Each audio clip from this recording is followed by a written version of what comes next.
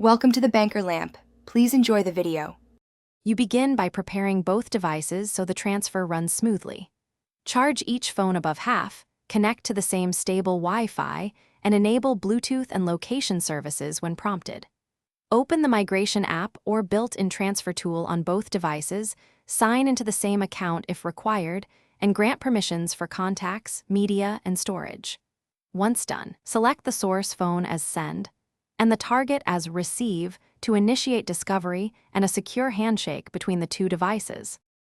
Now you choose exactly what to move and manage the main execution. On the source, tick categories, contacts, messages, photos, app data, and settings, and review app-specific notes. Some apps require manual relogin. If files are large, use a wired cable or file transfer tool to speed things up. Otherwise, wireless is fine. Start the transfer and watch the progress bar. Make sure both screens stay awake and remain connected.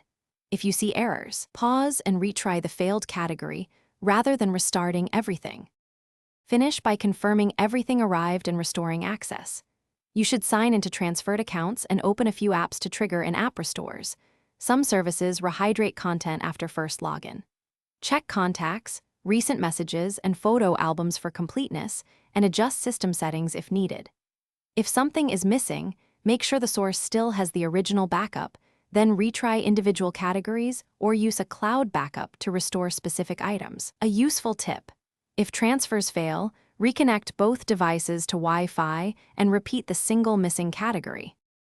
Thanks for watching. If this was helpful, leave a like and consider subscribing. See you next time.